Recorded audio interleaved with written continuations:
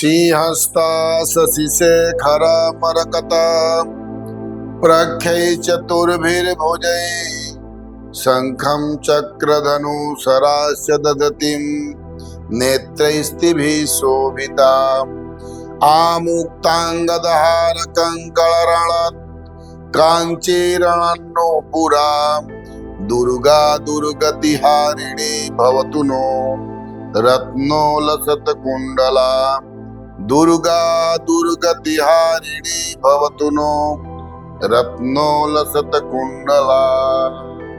सनातन हिंदू धर्म में शक्ति जागरण का महत्व सर्वोपरि माना गया है। इस समय जिस बिंदु पर, जिस विषय पर हम परिचर्चा के लिए बैठे हैं, वह विषय है शक्ति उपासना नवरात्र। नवरात्र में हम शक्ति की उपासना करते हैं, देवी की उपासना करते हैं। इस समय जो नवरात्र का विषय, नवरात्र का प्रसंग आज चल रहा है, यह वासंतिक नवरात्र है।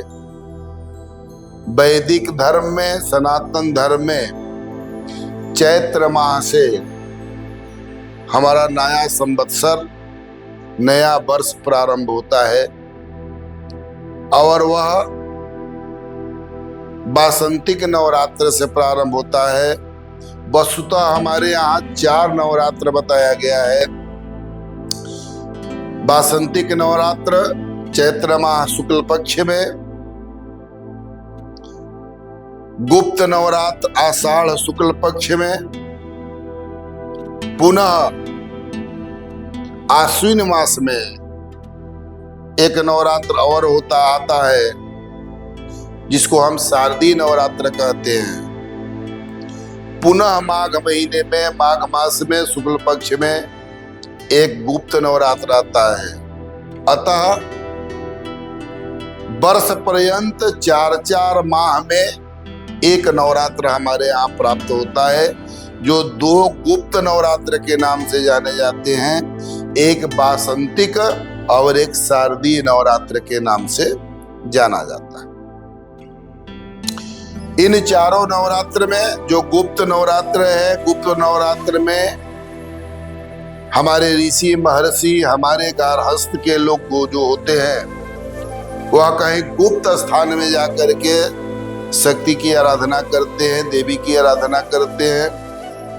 और शारदीय नवरात्र में, वासंतिक नवरात्र में गार्हस्थ अपने घर में रह करके भगवती का उपासना करता है। हमारे यहाँ 9 दुर्गा की बात आई है।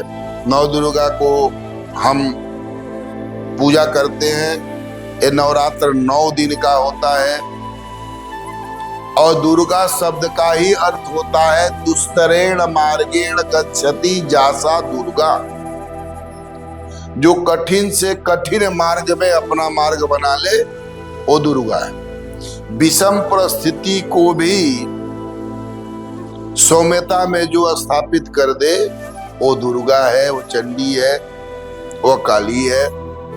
तो इस प्रकार 9 दुर्गा की बात आती है। प्रथमम शैलपुत्री च, द्वितीयम ब्रह्मचारिणी, तृतीयम चंद्रघंटेति, कुसुमांडेति चतुर्थकम, पंचमं स्कंदमातेति, षष्ठं कात्यायनीति च, सप्तमं कालरात्रीति, महागौरीति चाष्टमं, नवमं सिद्धिदात्री च। 9 दुर्गा प्रकीर्तिता। 9 दुर्गा की बात हमारे मार्कंडेय पुराण में आता है। पहले दुर्गा की बात आता है। प्रथम दुर्गा जो हमारी है वह शैलपुत्री है। शैलपुत्री प्रथम दुर्गा है। उनका वाहन नंदी है। नंदी पर वह आरूढ़ होती हैं और हिमालय के कंदरा से वो प्रादुर्भूत होती हैं। उनका पुष्प, प्रिय पुष्प गुलाब है। प्रसाद में उनको प्रिय, सबसे प्रिय लगता है गाय का घी। गाय के घी को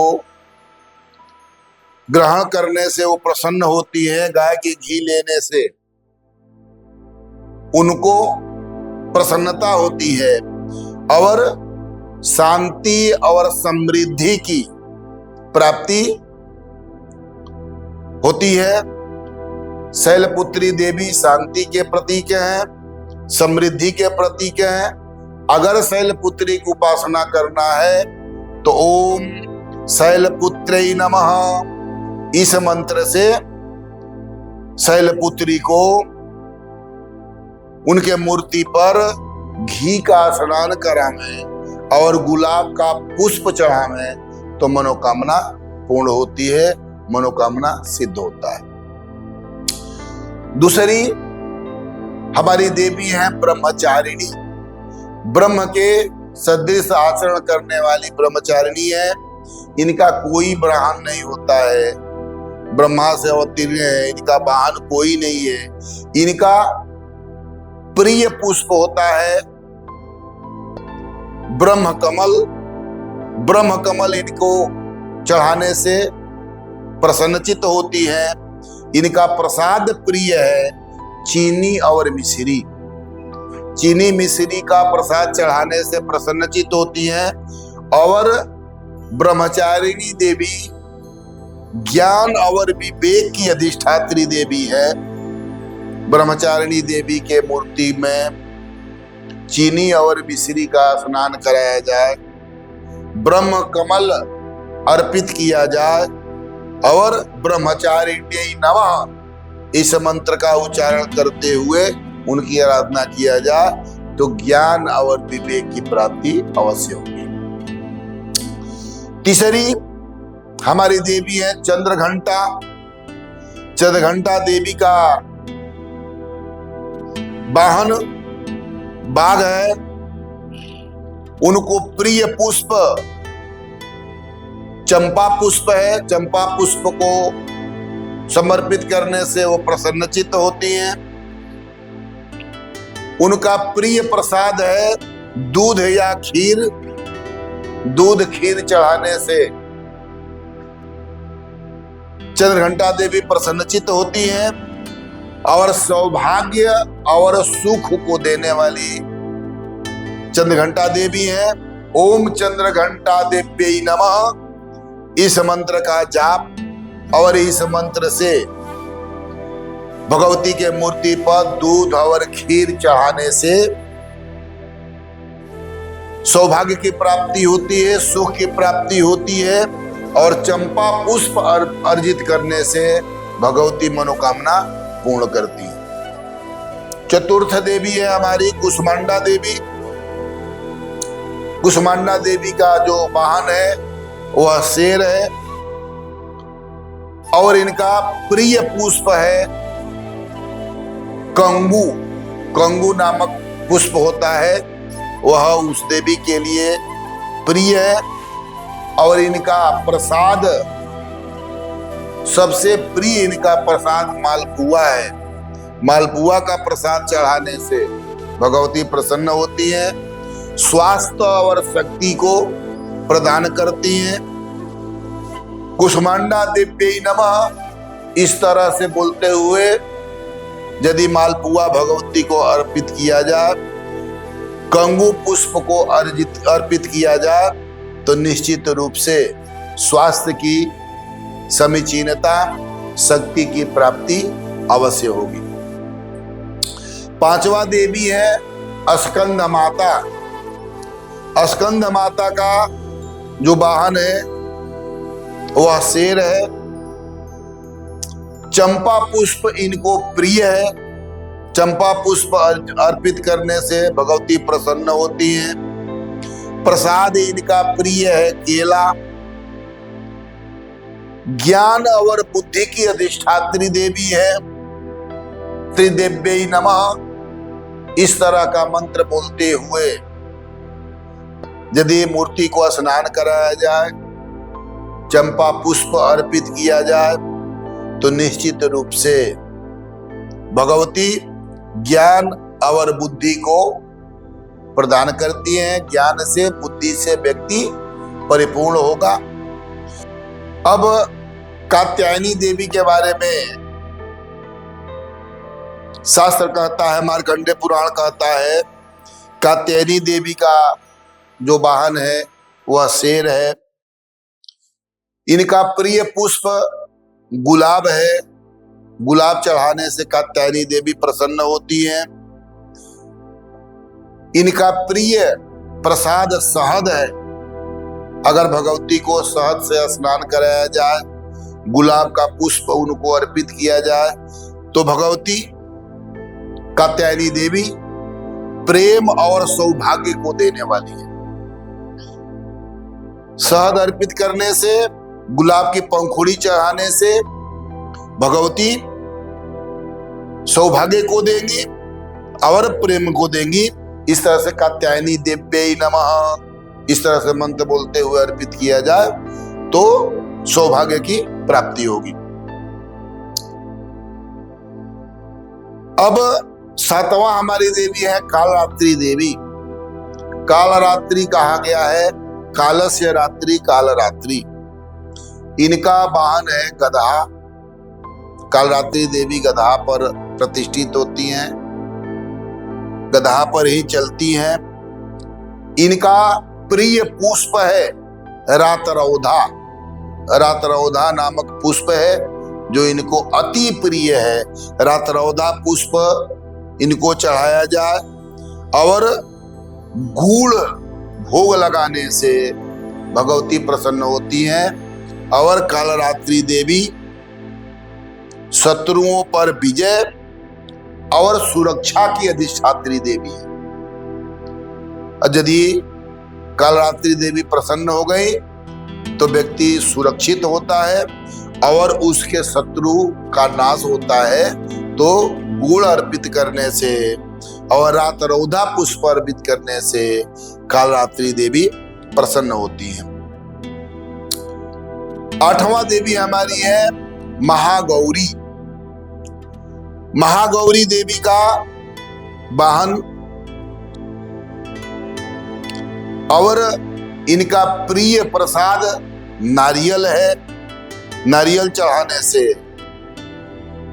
महागौरी देवी प्रसन्न होती हैं। शुद्धता, पवित्रता की अधिष्ठात्री देवी है।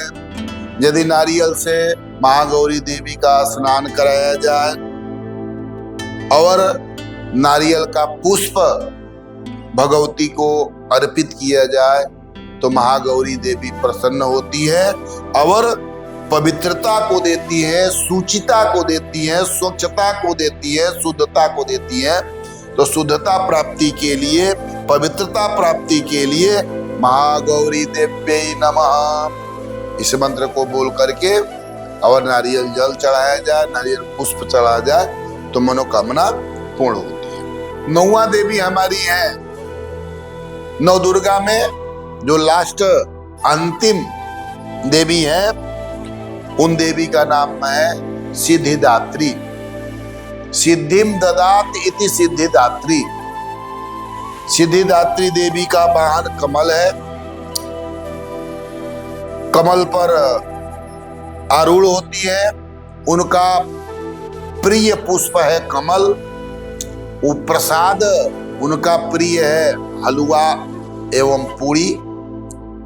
हलवा पूरी समर्पित करने से, कमल पुष्प समर्पित करने से सिद्धिदात्री देवी प्रसन्नचित होती हैं और किसी भी कार्य को पूर्ण करने के लिए, सफलता देने के लिए सिद्धिदात्री देवी इष्ट है। सिद्धिदात्री देव्यै नमः इस तरह से बोलते, इस मंत्र को बोलते हुए यदि हलवा पूरी सिद्धिदात्री देवी को अर्पित किया जाए, कमल पुष्प से उनका सहस्रार्चन किया जाए तो निश्चित रूप से किसी भी प्रतियोगिता हो, किसी भी विषय को सिद्धि देने में, पूर्ण करने में सिद्धिदात्री देवी अपने आप में वरद मूर्ति है, वरदान को देने वाली है। इस प्रकार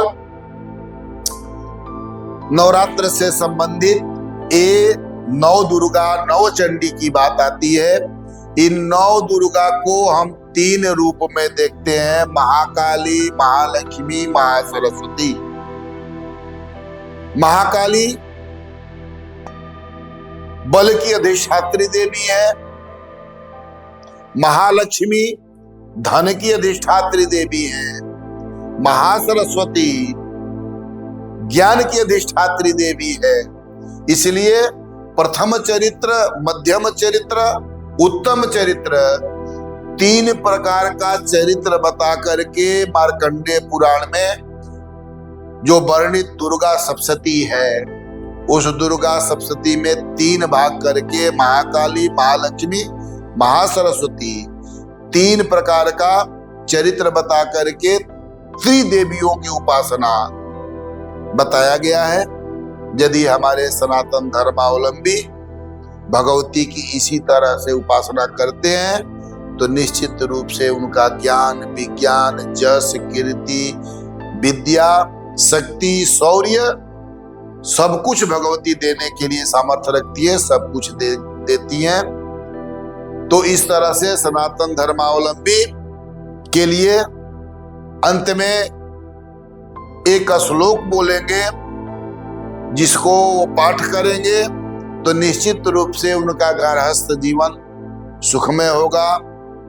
मंत्र है, दुर्गे स्मृता हयतिमसे सजंतो स्वस्ते स्मृता मतिमति वसुभाम ददासी दारिद्र्या दुख भयहारिणिका त्वदन्या सर्वोपकार करणाय सदार्थ चित्ता। इस मंत्र को पाठ करने से दरिद्रता समाप्त होती है, रोग नाश होता है, भय समाप्त होता है, स्वस्थ व्यक्ति होता है।